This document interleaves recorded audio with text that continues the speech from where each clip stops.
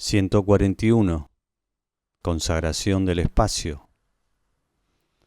De hecho, el hombre no elige nunca el lugar, se limita a descubrirlo.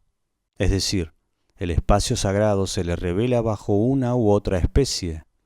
La revelación no se produce necesariamente por formas hierofánicas directas, este lugar, esta fuente, este árbol, etc. A veces se obtiene mediante una técnica tradicional, fruto de un sistema cosmológico en el que está basada. Uno de estos procedimientos para descubrir los emplazamientos es la orientatio. Evidentemente, como veremos enseguida, no son solo los santuarios los que exigen la consagración de un espacio.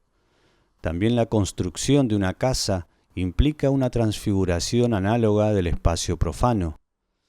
Pero siempre el lugar es indicado por algo distinto, ya sea una hierofanía fulgurante, ya los principios cosmológicos en que se fundan la orientación y la geomancia, o sencillamente por un signo cargado de una hierofanía, generalmente un animal. Sartori ha reunido abundante documentación sobre la validez conferida por signos animales al área en que va a establecerse el hombre.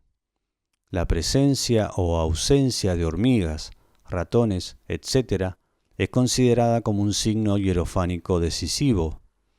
A veces se suelta un animal doméstico, un toro por ejemplo, y al cabo de unos días se le busca y se le sacrifica allí donde se le ha encontrado.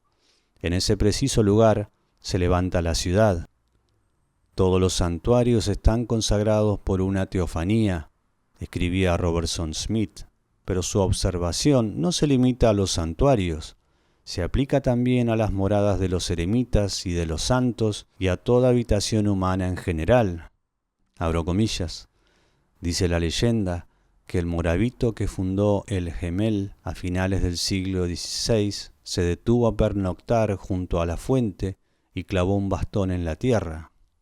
A la mañana siguiente, al querer cogerlo para seguir su camino, se encontró con que le habían salido raíces y tenía algunos brotes. Vio en ello un indicio de la voluntad de Dios y fijó en aquel lugar su residencia. Cierro comillas.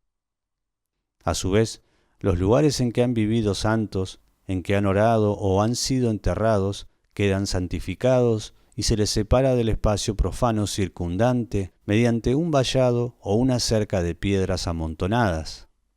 Ya encontramos estas mismas pilas de piedras en un lugar en que había muerto un hombre de muerte violenta, por rayo, mordedura de serpiente, etc., porque la muerte violenta adquiere en estos casos valor de cratofanía o de hierofanía.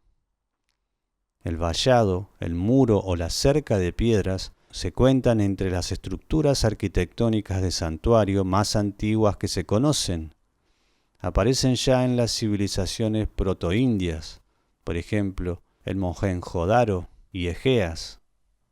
El cerco no solo implica y significa la presencia continuada en su interior de una cratofanía o de una hierofanía, sino que tiene por objeto además preservar al profano del peligro al que se expondría penetrando en él por inadvertencia.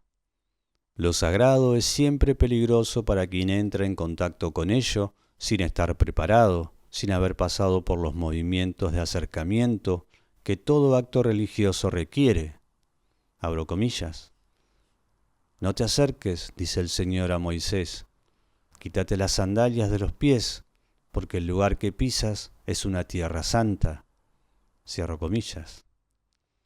De ahí los innumerables ritos y prescripciones relativas a la entrada en el templo, tan frecuentes entre los semitas y entre los demás pueblos mediterráneos.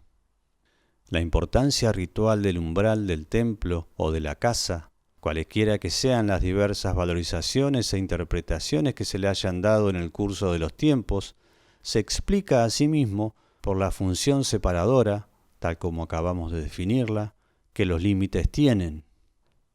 Lo mismo ocurre con las murallas de la ciudad. Antes que construcciones militares, son defensas mágicas, puesto que preservan, en medio de un espacio caótico, poblado de demonios y de larvas, un lugar acotado, un espacio organizado, cosmificado, es decir, provisto de un centro.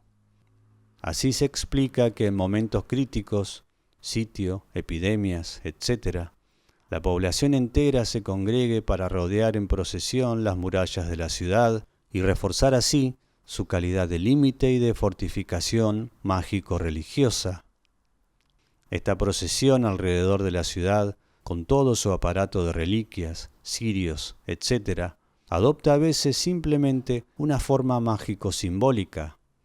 Se ofrece al santo patrón de la villa un cirio de la misma longitud que el perímetro de las murallas. Todas estas prácticas defensivas tuvieron gran difusión durante la Edad Media, pero aparecen también en otras épocas y en otros medios. En el norte de la India, por ejemplo, en tiempo de epidemia se describe un círculo alrededor del pueblo para impedir que entren los demonios de la enfermedad. El círculo mágico, que tanto favor ha alcanzado en los rituales mágicos religiosos, tiene por objeto, ante todo, deslindar dos espacios heterogéneos. Mircea Eliade, Tratado de Historia de las Religiones, @audiolibro humano.